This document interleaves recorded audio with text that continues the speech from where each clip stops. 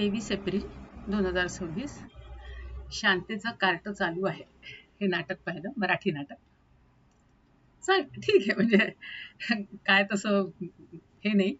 तेव्हा त्या दरम्यान म्हणजे त्या जेव्हा ते नाटक आलं त्या दरम्यान हे असे फसवणुकीचे प्रकार भरपूर होते.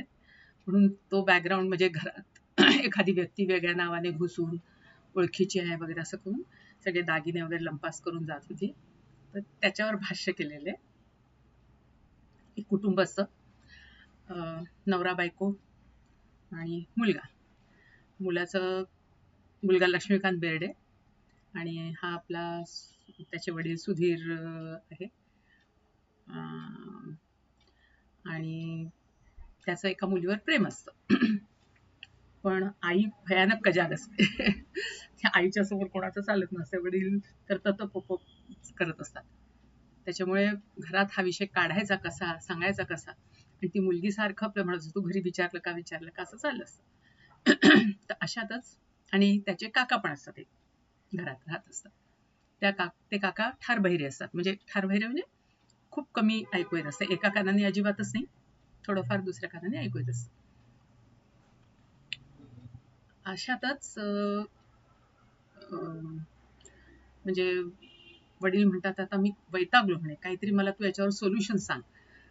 तो आपल्या मुलाला म्हणतो की आईचं हे असं कसं कमी होईल वागणं. तर तो सुचवतो की एखादीच्या प्रेमात आहात तुम्ही किंवा तुमचं बाहेर अफेअर आहे असं आईला कळलं पाहिजे. मग ते कसं करायचं, तर पत्र पाठवायचं. मग हा म्हणतो मी टाईप करून, कारण अक्षरं दोघांची कळणार, त्याच्यामुळे मी टाईप करून पत्र पाठवतो.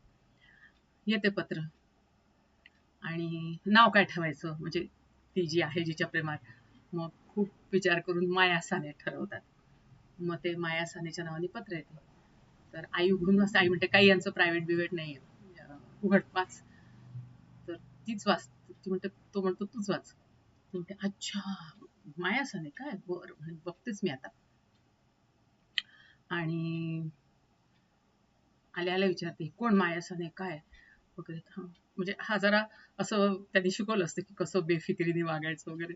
तर तसं मग हा वागत असतो. आणि तेवढ्यात त्यांच्या घरी एक मुलगी येते, तरुण मुलगी.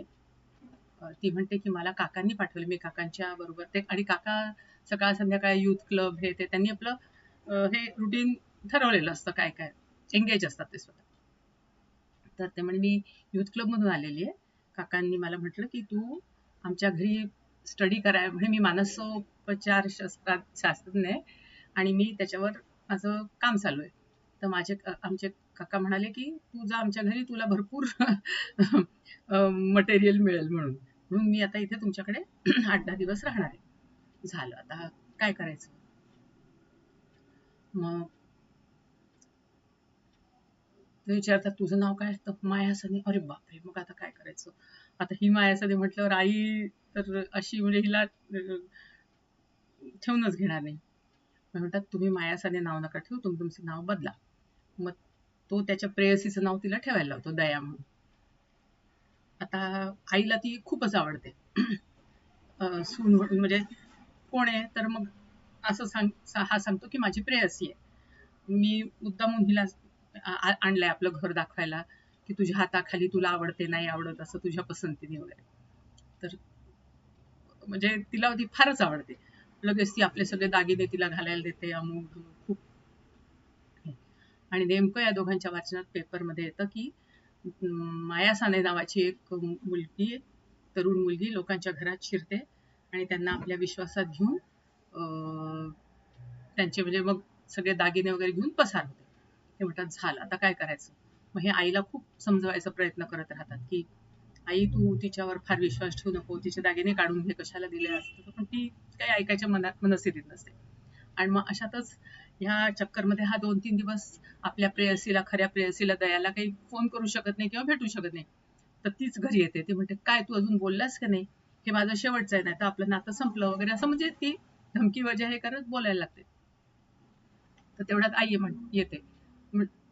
म्हणते ही कोण, तर ही म्हणे दया. तर तो नाही नाही ही माया साने, कारण आता दया तर हिचं नाव सांगितलं असं, माया साने. मग हे म्हणते, एवढ्या तरुण मुलीच्या प्रेमात हे पडलेत, असं कसं? मग सुरू होतं तिचं परत कांगावा आणि रडारड. मग तेवढ्यात एक पोलीस येतो. तर तो पोलीस म्हणजे एक खोटा पोलीस असतो. तो ऍक्च्युली हिचा वडील असतो, माया सानेचा. आणि तो आला असतो माया सानेलाच म्हणजे शोधत की कुठे गेली बा आपली मुलगी. तर आणि मग नंतर त्यांना हे हे कळतं आणि हे लोक काकाला ऐकू येत नाही म्हणून काकाच्या नावाने खूप गमती गमती करत असतात.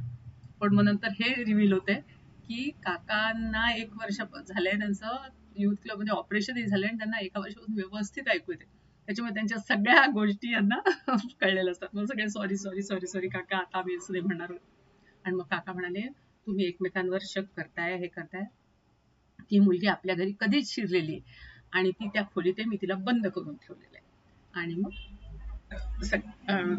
मग ते खुलासा करतात की, म्हणजे काकाच मग खुलासा करतात की तू अशी याच्याशी वागते म्हणून ह्या लोकांनी हा प्लॅन केला होता तुला धडा शिकवायला.